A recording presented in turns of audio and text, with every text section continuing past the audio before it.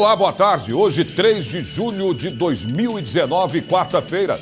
A prova do Enem, o Exame Nacional do Ensino Médio deste ano, já está na gráfica para impressão. O exame será nos dias 3 e 10 de novembro. Este ano, a impressão dos cadernos está a cargo da gráfica Valide, que assinou um contrato no valor de R$ 151 milhões e 700 mil reais com o INEP, que é o Instituto Nacional de Estudos e Pesquisas Educacionais Anísio Teixeira. A RR Doneley, a empresa que imprimia as provas desde 2009, anunciou falência em abril deste ano. Segundo o INEP, a troca das gráficas não vai provocar atrasos e a Polícia Federal trabalha para garantir a segurança da prova. E o INEP anunciou ainda hoje que, a partir de 2026, o Enem será 100% digital. O projeto piloto de passar da aplicação em papel para o computador começa a partir do ano que vem em 15 capitais. Vamos saber agora de outros destaques da edição de hoje do Jornal da Assembleia. O presidente Jair Bolsonaro participou hoje da troca do Comando Militar Sudeste. A Assembleia Legislativa realizou audiência pública contra a privatização do sistema penitenciário. A importância das ciências humanas foi destaque numa audiência pública aqui no Parlamento Paulista. A partir de agora, no Jornal da Assembleia. O presidente Jair Bolsonaro participou hoje de manhã da troca de comando militar do Sudeste. Quem traz agora as informações ao vivo é o repórter Maxwell Figueiredo. Boa tarde para você, Maxwell. Oi, Sérgio. Boa tarde para você, boa tarde para o pessoal de casa também. A gente está bem em frente ao Comando Militar do Sudeste, onde mais cedo foi montado um esquema de segurança para a chegada do presidente Jair Bolsonaro, o presidente que chegou por volta das 10 horas da manhã, justamente para acompanhar essa troca de comando. O general Ramos deixa o Comando Militar do Sudeste depois de ter sido nomeado ministro da Secretaria de Governo da Presidência da República. No lugar do general Ramos, assume o Comando Militar do Sudeste o general Amaro dos Santos. O general Ramos fez um discurso de despedida, foi um discurso rápido, mas eu diria que foi um discurso também emocionado. Ele disse que, independentemente da função que venha a assumir ou da roupa que venha a vestir, sempre será um soldado. O presidente Jair Bolsonaro estava acompanhado do vice-presidente Hamilton Mourão e também do governador de São Paulo, João Dória, do PSDB. O presidente Jair Bolsonaro também fez um discurso rápido, falou um pouquinho sobre a função desse ministério que o general Ramos assume no governo de Jair Bolsonaro, disse que é um ministério extremamente importante para fazer essa articulação com o parlamento brasileiro e que a partir daí é possível resgatar a credibilidade entre as instituições. Claro que essa troca de comando contou com a presença de alguns deputados da Assembleia Legislativa de São Paulo e eu conversei com alguns deputados, como a gente vai acompanhar agora. Hoje, nessa passagem de comando aqui do Comando Militar Sudeste, nós estamos aqui para dar um abraço, parabenizar e agradecer o trabalho do general Ramos, que a partir de agora vai para Brasília, vai ser ministro, e desejar boa sorte ao general Amaro, que está chegando, é o novo comandante militar do Sudeste, e a gente sempre tem uma parceria muito forte aqui com esse comando, não só pelo que o Exército representa pelo Brasil, mas também pela proximidade da Assembleia. Então, consta também que haverá a presença aqui do nosso presidente, Jair Bolsonaro. É um motivo da gente cumprimentá-lo, desejar mais uma vez sucesso no comando e colocar a Casa Assembleia sempre à disposição. É um orgulho para todos nós aqui da região Sudeste. Todos nós sabemos da seriedade do general Ramos. Então, eu pessoalmente fiquei muito feliz com essa ascensão dele à condição de ministro. Tenho certeza que ele vai poder ajudar muito o presidente e o nosso país. O Coronel Ramos exerceu um período de grande comando. Então, nós estamos gratos, estamos aqui para junto parabenizar essa troca e dar bem-vindo ao novo comandante do Sudeste. Pascoal, do PSL, Tenente Nascimento do PSL e também do deputado, que a gente acabou de acompanhar agora, do progressista, deputado, justamente o deputado Coronel Telhada, que estava lá. Ó, quem está me dando ajuda aqui é justamente o líder do PSL na Assembleia Legislativa de São Paulo, deputado Gil Diniz. Tudo bem, deputado? Houve agora essa troca de comando com a presença, inclusive, do presidente Jair Bolsonaro. Queria que o senhor falasse um pouquinho agora ao vivo no Jornal da Assembleia, primeira edição, sobre a importância dessa troca de comando que está aqui ao lado da Lesp. Exatamente, o presidente Jair Bolsonaro esteve presente, ele é amigo, né? O pessoal aí do Ramos, foram alunos ali contemporâneos na Escola de Preparatória de Cadetes do Exército e foram paraquedistas também. Então ele prestigia aí a troca de comando, nomeou o Ramos general Ramos como ministro agora e assume o general Amaro também, que com toda certeza vai cumprir a missão. O presidente Jair Bolsonaro, que fez um discurso rápido, mas lembrou, inclusive, como eu falei agora há pouco, justamente da importância desse ministério que o general Ramos assume, que é um ministério para fazer uma articulação com o parlamento brasileiro, que é como funciona a política de uma forma prática, né? Exatamente, o general já foi assessor parlamentar, já esteve adido lá na Câmara Federal, no Congresso Nacional, tem uma experiência internacional fantástica também, Israel, Bósnia, Haiti. Então, com toda certeza, vai ser fundamental nos trabalhos lá no Congresso Nacional, assessorando aí o presidente. Ou seja, um currículo extenso. Muito extenso, muito extenso. Nós temos uma boa amizade com ele, aqui a bancada do PSL tem uma boa amizade com ele. E não tenho dúvida que é uma pessoa altamente qualificada para cumprir a missão lá em Brasília. Ok, deputado, obrigado, viu, pela participação aqui no Jornal da Lesp. Sérgio, volto com você. Ok, Maxwell, obrigado. Maxwell Figueiredo falando aí ao vivo, né, do Comando Militar do Sudeste. Durante o evento, o presidente Jair Bolsonaro lembrou da importância do Exército na carreira dele e ainda falou sobre a reforma da Previdência. Vamos acompanhar. A reforma da Previdência atenderá a todos. Fiquem tranquilos, meus colegas das Forças Auxiliares. O sacrifício tem que ser dividido para todos, para que possamos colher os frutos lá na frente. Meus prezados deputados estaduais, na pessoa do Gil Diniz, cumprimento a todos aqui. Meu amigo Ramos, de 1973, há 46 anos, um acompanha o outro. Eu estou há 30 anos afastado do meu querido Exército Brasileiro, instituição a qual eu devo, e muito, tudo que tenho na vida. O meu exército está dentro de mim. Meu muito obrigado mais uma vez por tudo que tenho. E se cheguei aqui, também, em grande parte, é pelo meu passado. E a Assembleia Legislativa realizou uma audiência pública contra a privatização do sistema penitenciário. A reunião na casa para discutir o tema foi proposta pelo deputado Carlos Gianazzi, do PSOL. A audiência foi convocada depois que o governador João Dória anunciou a privatização de novos presídios construídos no estado, utilizando o modelo de parcerias público-privadas. A previsão é de que 4 das 12 penitenciárias em construção hoje no estado de São Paulo sejam concedidas à iniciativa privada ainda este ano por meio de editais. Nós temos uma superpopulação carcerária, um sistema absolutamente caro, que viola direitos e garantias individuais. E definitivamente não será a privatização ou o modelo de privatização que vai melhorar esse estado de calamidade que existe nos presídios do estado de São Paulo. A proposta não precisa passar aqui pela Assembleia Legislativa e terá como foco a oferta de serviços de ressocialização, como cursos profissionalizantes, educacionais e ofertas de trabalho em fábricas no interior das cadeias. É uma medida muito grave, contraditória e criminosa do governo Dória, porque vai transformar um preso numa mercadoria, vai aumentar o processo de encarceramento no estado de São Paulo. Esse processo de privatização não deu certo em vários países do mundo, Estados Unidos já está abandonando isso não funciona. Atualmente, o estado de São Paulo tem 171 presídios em funcionamento e 230 mil presos, 50 mil a mais do que sua capacidade total.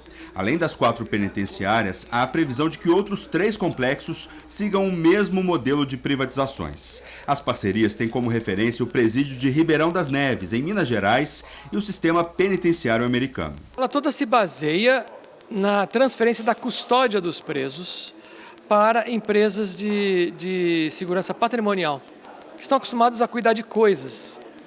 Mas a Constituição Federal, Estadual e as leis não permitem que a liberdade de pessoas seja limitada, senão por agentes do Estado. Esse projeto infeliz do governo do Estado, que não tem qualquer lado bom, apenas atenta contra o direito de toda essa comunidade.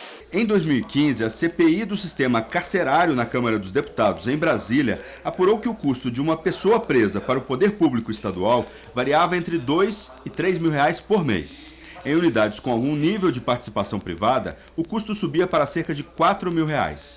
A questão nossa do trabalhador, aqui em São Paulo, é o berço do crime organizado.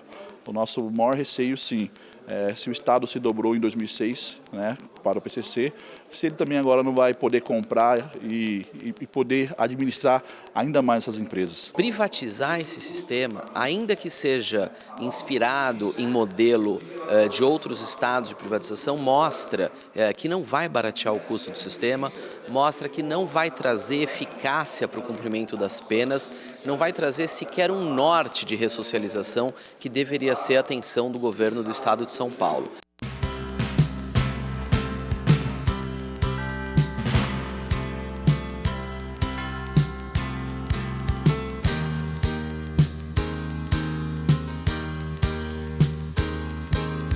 Criaram frente parlamentar em defesa da reciclagem de materiais descartáveis. Voltamos em instantes.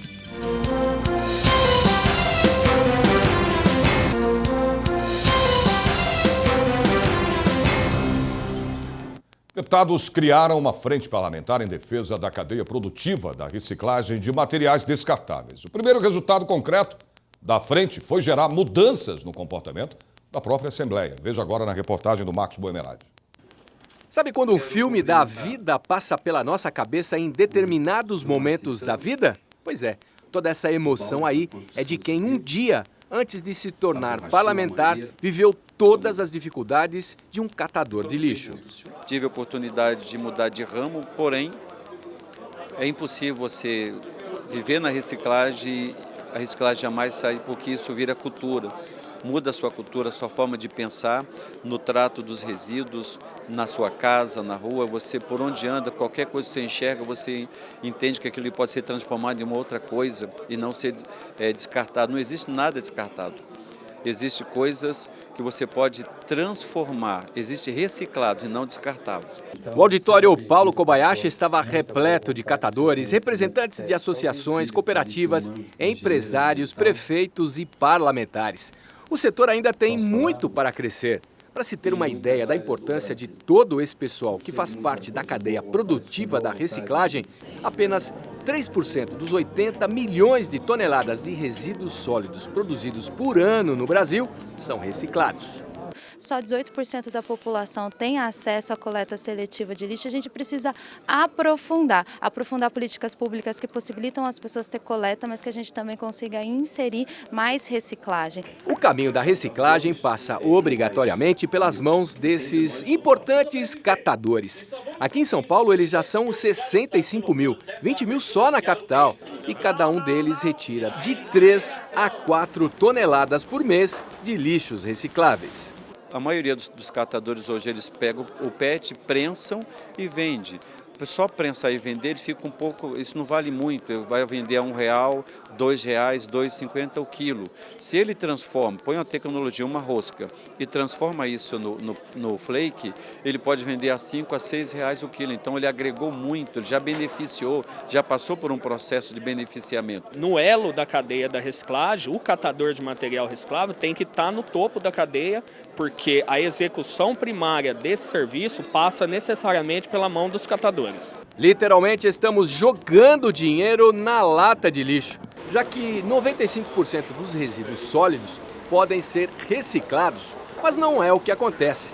Olha só quantas coisas legais podem ser produzidas com essa fonte inesgotável de soluções. Madeira biosintética, ela é originada do lixo, então a durabilidade dela é superior à madeira que a gente pega das florestas, por exemplo. O projeto Do Lixo ao Luxo tem por objetivo retirar das ruas todos esses mobiliários que são descartados de forma irregular, aí mesmo na rua do seu município, do seu estado.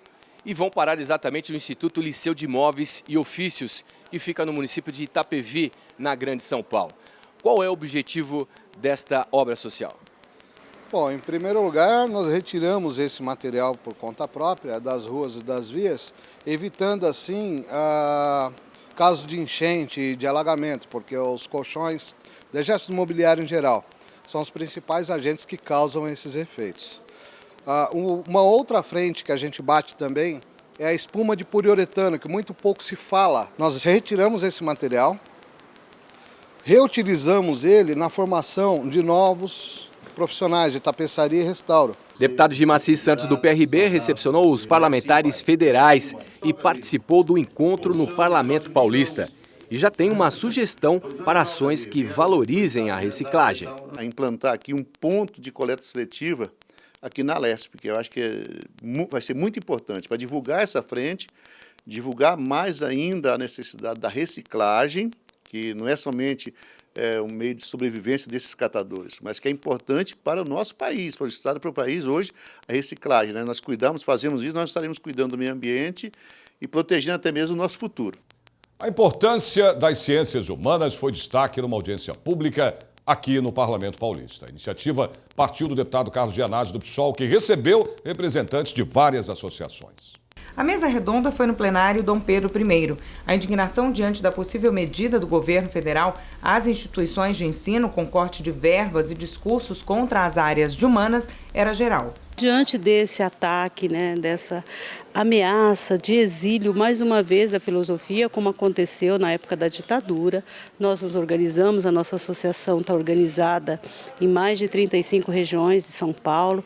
Então nós vamos conversando com os professores de filosofia, somos quase 400 professores associados para fazer essa resistência. E essa audiência é mais uma das muitas ações que nós estamos fazendo. Eu considero o ministro da Educação uma persona não grata à educação brasileira, na medida em que ele tem desrespeitado tanto a formação e a educação superior como a educação básica e não merece, por parte dos educadores, o devido reconhecimento enquanto ministro numa pasta tão importante como é a educação brasileira. O presidente Jair Bolsonaro afirmou que o ministro da Educação estuda descentralizar investimento em faculdades de filosofia e sociologia. Para alguns professores que participaram do encontro, a situação crítica já é antiga e pode piorar ainda mais. A gente teve um curto período de obrigatoriedade da sociologia e da filosofia no ensino, e nesse curto período foi onde a gente achou que realmente podia ter confiança. E isso já caiu novamente. É por isso que a gente insiste que tem que estar escrito, tem que estar ali na lei, tem que estar editado, porque senão a gente não tem segurança de trabalho em momento nenhum. Embora esse governo tenha esse ataque mais feroz, há um balanço de longo prazo que precisa ser feito. Eu acho que hoje a gente está aqui mais ou menos para isso, para pensar numa reação, mas também para pensar em perspectivas de longo prazo, porque a pauperização desses cursos e da profissão, ela ocorre a longo prazo. O deputado estadual pelo PSOL, Carlos Gianazzi, disse que esta foi só a primeira discussão sobre o assunto. Os governos autoritários não querem filosofia e nem sociologia. Então essa é uma audiência de resistência aqui, de luta de professores, de entidades que se manifestam em defesa da educação, contra os cortes também das universidades federais e contra os cortes no orçamento da educação básica, da educação infantil, ensino fundamental, ensino médio, no ensino técnico e tecnológico. Por isso que nós estamos aqui hoje nessa grande audiência pública.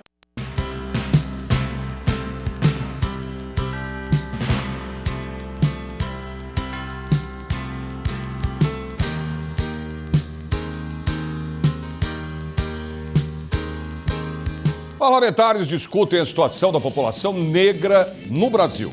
Você vai ver em instantes.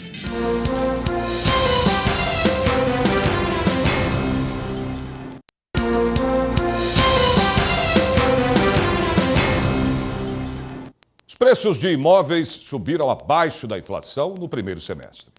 Do AFIP, de janeiro a junho, imóveis residenciais ficaram em média 0,29% mais caros. A inflação do período é estimada em 2,19%. Isso significa que os preços dos imóveis registraram desvalorização de 1,86% nos primeiros 6 meses do ano. O Rio de Janeiro segue tendo o metro quadrado mais caro, a R$ 9.431, seguido por São Paulo, a R$ 8.935, e Brasília, que tem um valor médio de R$ 7.295. Assembleia Legislativa colocou em pauta a situação da população negra no Brasil. A discussão aconteceu no auditório Paulo Kobayashi. Os desafios da população negra no Brasil foram discutidos pelo Fórum Intelectualidade Afro-Brasileira na Alesp. O órgão, fundado em 2012, com mais de 20 mil membros ativos, busca mudar a realidade do negro no país. Mari é professora da Rede Municipal de São Paulo. Na educação, ela diz que ainda há muito que avançar. O mito da democracia racial caiu por terra. Nós temos hoje ainda nos bancos escolares, que é meu campo, porque eu sou professora da rede pública, um número muito pequeno ainda de homens e mulheres negras alcançando anos de escolaridade, principalmente no ensino fundamental, no ensino médio e principalmente na universidade. Então a gente tem que desenvolver políticas públicas e políticas de Estado que consiga reverter esse quadro, colocando mais de 54% da população autodeclarada negra e afrodescendente nos espaços de poder e decisão. Na cultura, na educação, na saúde e em todos os espaços aonde habitação, saúde, aonde a gente ainda tem sido subjugado e não tem respeitado o direito público e alienável, que é a questão da Constituição e os direitos e a efetivação desses direitos. O que especialistas dizem é que com a ausência da educação, a violência tende a aumentar. Estudos do Atlas da Violência apontam que em uma década subiu 23% o número de homicídios contra negros no Brasil. Só para se ter uma ideia da gravidade do problema, em 2016, de todos os homicídios que aconteceram no país, 71% das vítimas eram negras. Uma realidade que, segundo o comunicador AD Júnior, persiste. Para ele, o Brasil enfrenta um genocídio. Quando a gente está falando do racismo estrutural e do genocídio, nós não estamos falando de opinião. A gente está falando de números, dados e fatos que existem e que a gente precisa colocar à mesa para que o Brasil possa fazer uma discussão muito séria e pautada, principalmente em como nós vamos trazer de forma bem clara como nós vamos acabar com esse tipo de realidade para os negros no Brasil, principalmente os negros periféricos. Portanto, é uma realidade que isso aconteça no Brasil e nós temos como objetivo, através de palestras como essa, debates como esse, fazer uma discussão bem séria mesmo sobre como nós vamos ler esses números, trazer esses dados à população e principalmente combater o racismo estrutural que se mostra aí através desse genocídio que acontece no nosso país. A deputada Érica Maluguinho, do PSOL, diz que é preciso ter um olhar de igualdade social para negros e para a população LGBT. Nossa missão dentro dos espaços institucionais, como assembleias legislativas, enfim, a sociedade civil também, é de construir um projeto de reparação em relação a esses grupos que foram, enfim, inferiorizados e ainda amargam índices terríveis, a qual a violência incide, a qual a precarização também incide. Enfim, acho que é pensar sobre reparação. E isso é sobre LGBTs e negros, mas é para a sociedade como um todo, porque se essas populações, que são as maiores vítimas, que são as mais precarizadas, estiverem em outra condição, consequentemente, isso se tornará, a sociedade, o Estado, a cidade, se tornará bem para todos. Os imigrantes que ajudaram a moldar São Paulo e o Brasil receberam homenagem durante uma sessão solene aqui no Legislativo Paulista. Ao som da boa música apresentada pelo maestro Robson Miguel, descendente de índios e negros, a brasilidade foi apresentada no plenário Juscelino Kubitschek.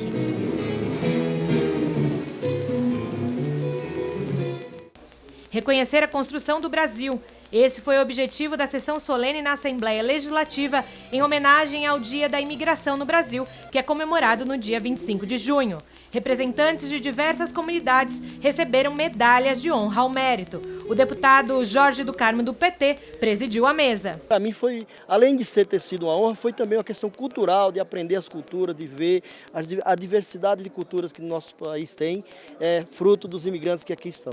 Mais de 10 países foram lembrados na homenagem aos imigrantes, em função dos feitos econômicos e culturais. A comunidade oriental e a mexicana receberam destaques no encontro. E nós ficamos muito honrados em cada vez encontrar mais espaços, mais janelas, onde essa presença possa ser reconhecida e também eles possam colaborar para o crescimento do São Paulo, do estado de São Paulo, do Brasil. Muito assim agradecido pela sociedade brasileira nos ter aceitado como novo membro e irmãos para engrandecimento do Brasil. O empreendedorismo no Brasil por parte dos imigrantes também foi lembrado. O projeto Comemos Gastronomia Sustentável foi um dos homenageados. Em parceria com Israel, o projeto recebeu o primeiro selo verde de gastronomia sustentável, tornando o projeto o maior do mundo em atividade aqui no Brasil. Eu acho que é responsabilidade de todos, em qualquer lugar do mundo, de fazer isso. Eu só posso ficar agradecido para receber essa homenagem e eu tomara que muitos outros e a gente também continuem a trazer coisa boa e melhorar o nosso mundo. O deputado federal Fausto Pinato, do Progressistas, participou da homenagem e enalteceu a importância dos imigrantes para a história do estado de São Paulo e do Brasil. Muitos ainda cultuam a sua cultura, mas também têm a nossa cultura brasileira em seus corações pelas suas gerações que já estão aqui, já são abrasileiradas, vamos dizer assim, e que de certa forma mantêm um laço carinhoso e afetivo com o Brasil e com o seu país de origem.